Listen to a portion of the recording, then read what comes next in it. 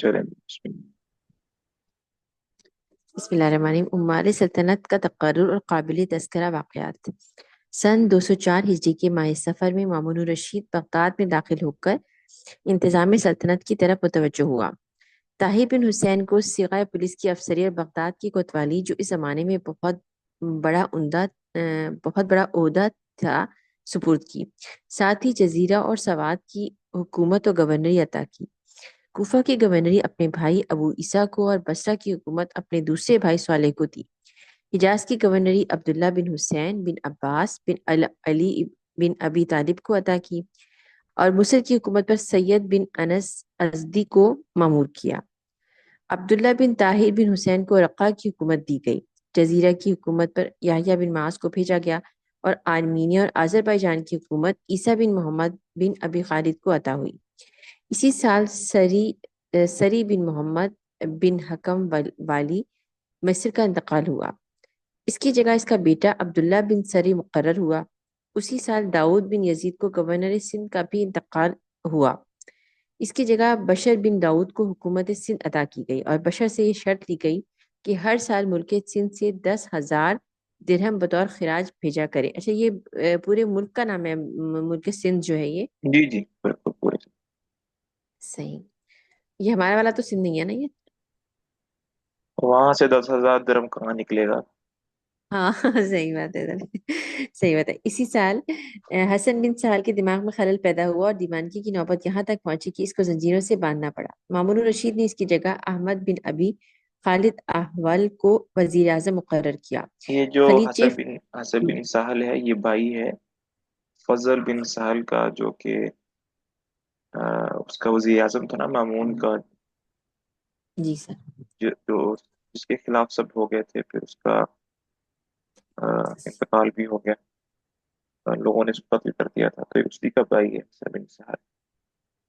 صحیح، بالکل صحیح۔ مامون الرشید نے اس کی جگہ احمد بن ابی خالد احول کو وزیر اعظم مقرر کیا۔ خلیج فارس کے ساحل پر ایک گروہ قوم زد کے نام سے سکونت پذیر تھا، جس کی تعداد 15-20 ہزار کے قریب تھی۔ انہوں نے ڈاکہ زنی شروع کر کے بصرہ کے راستے کو مفتوش بنا دیا تھا۔ مامون الرشید کے جزیرے کے عامل یحییٰ بن معاذ کو ان کی سرکوبی کا حکم دیا، مگر ان لوگوں کا قرار واقعی علاج نہ ہوا۔ Tahir governor Khorasan. سن 205 ہجری میں مامون الرشید نے عیسیٰ بن یزید جلودی کو مہم زد پر مامور فرمایا۔ اسی سال یہ واقعہ پیش آیا کہ ایک روز مامون کے پاس بے تکلف صحبت میں طاہر بن حسین حاضر ہوا۔ طاہر کی صورت دیکھ کر مامون کو اس وقت اپنا بھائی بھی امین بھی یاد آ گیا اور اس کی آنکھوں میں آنسو بھر آئے۔ ساتھ ہی اس کو طاہر کی وہ تمام ظالمانہ اور کاروائیاں یاد آ گئیں جو اس نے امین کے گرفتار اور ذلیل اور قتل کرنے میں روا رکھی تھی۔ طاہر نے خلیفہ مامون کو چشمے پر آب دیکھ کر وجہ پوچھی۔ مامون نے کہا کہ کچھ ایسی ہی بات ہے جس کے ظاہر کرنے میں ذلت اور پوشیدہ رکھنے میں اذیت محسوس ہوتی ہے، مگر دنیا میں ایسا کون شخص ہوگا جو اذیت اور رنج سے محفوظ ہو؟ میں بھی اس اذیت کو برداشت کرتا ہوں۔ طاہر اس وقت تم کچھ نہ بولا، مگر بعد میں اس نے مامون کے ندیم حسین سے، جو اس کی صحبت میں موجود تھا، فرمائش کی کہ مامون سے اس بات کو کسی طرح معلوم کرے اور حسین کے پاس اس کے کاتب محمد بن ہارون کی معرفت 1,00,000 درہم بھجوائے کہ یہ اس بات کے معلوم کرنے کا صلہ ہے۔ حسین نے موقع پا کر مامون سے دریافت کیا۔ مامون نے راز افشا نہ کرنے کا وعدہ لے کر کہا کہ میں اس روز طاہر کو دیکھ کر اس لیے آبدیدہ ہو گیا تھا کہ یہی طاہر ہے جس نے میرے بھائی امین کو کس طرح ذلیل کر کے قتل کیا اور آج میری کس قدر تعظیم و تکریم بجا لاتا ہے۔ حسین نے جب طاہر کو اس بات کی اطلاع دی تو وہ بہت پریشان ہوا اور اس کو اپنی موت نظر آنے لگی کہ کسی نہ کسی دن مامون مجھ کو ضرور نقصان پہنچائے گا۔ اس نے اس بات کو اپنے دل میں رکھ کر وزیر اعظم احمد بن ابی خالد سے کہا کہ میں اب بغداد سے دور رہنا چاہتا ہوں، آپ مجھ کو کسی صوبے کی حکومت پر بھجوا دیجیے، میں آپ کے اس احسان کو فراموش نہیں کرنے والا ہوں۔ مامون جب خراسان سے بغداد کی طرف روانہ ہوا تو غسان بن عباد کو خراسان کا گورنر بنا آیا اور احمد بن ابی خالد مامون کی خدمت میں حاضر ہوا اور عرض کیا کہ مجھ کو آج غسان بن عباد اور خراسان کے تصورات نے رات بھر نہیں سونے دیا، کیونکہ ادراک کے سرحد کی نسبت ایسی خبریں سننے میں آئی ہیں کہ وہ عالم بغاوت بلند کرنے والے ہیں۔ اگر ایسا ہوا تو غسان بن عباد خراساں کو ہرگز نہیں بچا سکے گا، وہاں کسی زیادہ قابل اور تجربہ کار شخص کی ضرورت ہے۔ مامون نے کہا کہ ہاں، یہ بات ضرور قابل تشویش ہے۔ اچھا تم یہ بتاؤ کہ وہاں کس کو بھیجا جائے؟ احمد بن خالد نے کہا کہ طاہر بن حسین سے بہتر اور کوئی شخص میری نگاہ میں نہیں ہے۔ مامون نے کہا کہ طاہر بن حسین کی طرف سے بھی بغاوت کا اندیشہ ہو سکتا ہے۔ احمد بن ابی خالد نے کہا کہ طاہر کی طرف سے میں ضامن بنتا ہوں، وہ ہرگز بغاوت نہ کرے گا۔ مامون نے اسی وقت طاہر کو بلا کر بغداد سے مشرق کی جانب کے تمام صوبوں کا نائب و سلطنت بنا کر اور سندھ، بلخ اور بخارا تک تمام خراساں کی حکومت دے کر مرو کی جانب رخصت کر دیا، اور طاہر کے بیٹے عبداللہ کو بغداد کی کوتوالی اور انتظام پولیس سپرد کیا۔ رخصت کرتے وقت طاہر کو 10 لاکھ درم عطا فرمایا اور ایک غلام بطور انعام اس کو دیا کہ یہ تمہارے حسن خدمات کا صلہ ہے۔ اس غلام کو مامون نے یہ سمجھا دیا تھا کہ اگر طاہر کو بغاوت پر آمادہ دیکھے تو فوراً کسی ترکیب سے اس کو زہر دے کر مار دے۔ طاہر آخر ذیقعد سن 205 ہجری کو بغداد سے خراسان کی جانب روانہ ہوا۔ یہ اس طرح ہی جو بادشاہ ہوتے ہیں تو ہوتے تو وہ انسان ہی ہیں، ان کے جو موڈ ہیں، مزاج ہیں، وہ بدلتے رہتے ہیں، کبھی خوش کبھی پریشان، تو اس لیے بچنا بہت ضروری ہے۔ تو طاہر نے یہی ترکیب اختیار کی۔ تو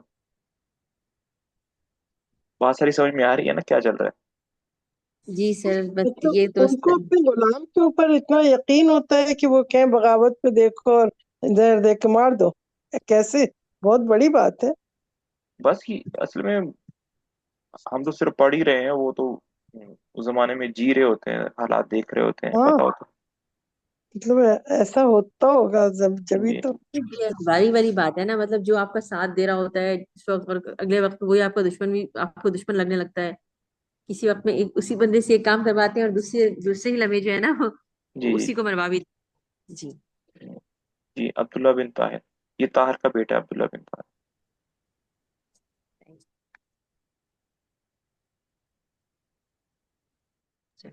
اچھا، عبداللہ بن طاہر کی گورنری۔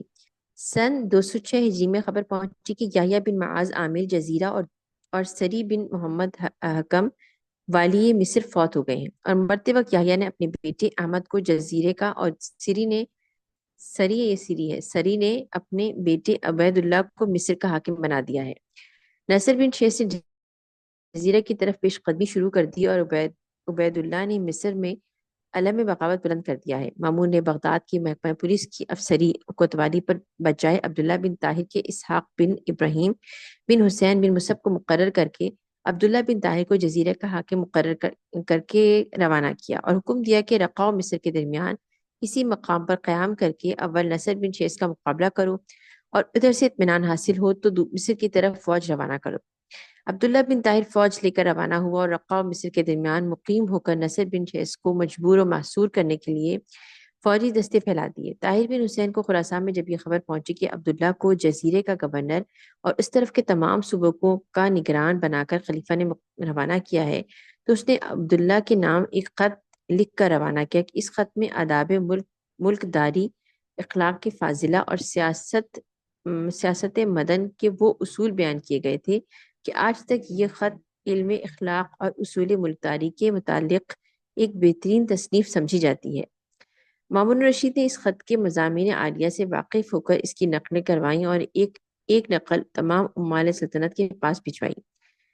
امام ابن خلدون نے اپنے مقدمہ تاریخ میں اور ابن اسیر نے اپنے تاریخ کامل ہی میں اس کو نقل کیا ہے۔ لوگوں نے اس خط کو علم اخلاق کے نصاب میں شامل کرنا ضروری سمجھا۔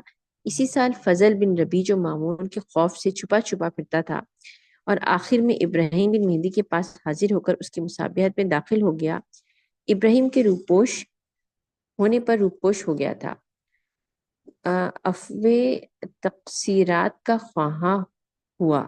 کیا بات ہوئی؟ افو تقصیرات سے کیا بڑا مشکل سے جی بڑھا رہا ہے اس کی میننگ کو؟ جی عفو کہتے ہیں معافی، اور تقصیرات کہتے ہیں کمیاں کوتاہیاں، اچھا اچھا، یعنی کمی کہ ہوتا اپنی ہے۔ کمیوں کوتاہیوں کی معافی مانگنی چاہیے۔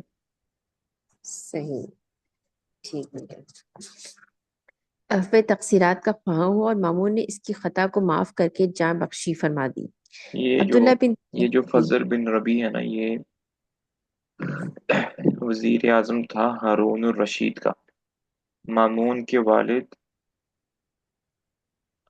مامون کے والد ہارون رشید کا یہ وزیر اعظم تھا، فضل بن ربی۔ جی پھر سر۔ جب مامون کی اور امین کی لڑائی ہوئی تو یہ فضل بن ربی جو تھا یہ امین کی طرف مائل ہو گیا۔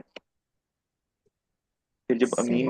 امین کا انتقال ہوا تو پھر یہ ابراہیم مہدی کی طرف مائل ہو گیا، کیونکہ اس کے صحیح۔ بہت بڑے احسانات تھے اور اچھے تعلقات تھے عباسی خاندان کی طرف، اور بہت بوڑھا بھی ہو چکا تھا اس ٹائم میں، تو مامون نے اس کو معاف کر دیا پھر۔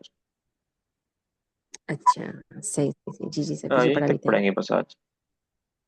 چلیے سر، 2 لائنیں رہ گئی، اس کو اینڈ تو کر دوں۔ اچھا اینڈ ہو رہا ہے، ایک منٹ، جی جی، چلے پڑھ لیں گے۔ یہ ٹاپک، یہ والا ٹاپک اینڈ ہو رہا ہے نا۔ جی ٹھیک، پڑھ لیں عبداللہ بن عبداللہ بن طاہر اور نصر بن شیس کے درمیان لڑائیوں کا سلسلہ کئی برس تک جاری رہا اور مصر کی طرف کوئی فوجی مہم روانہ نہیں ہو سکی۔ اسی سال یمن میں عبد الرحمن بن احمد نے علم بغاوت بلند کیا، مگر یہ بغاوت اسی سال فروغ ہو گئی۔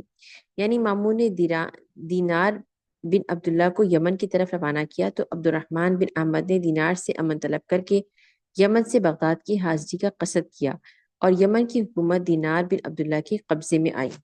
یہ ٹاپک اینڈ ہو گیا۔ چلیں، السلام علیکم ورحمۃ اللہ وبرکاتہ۔ وعلیکم السلام۔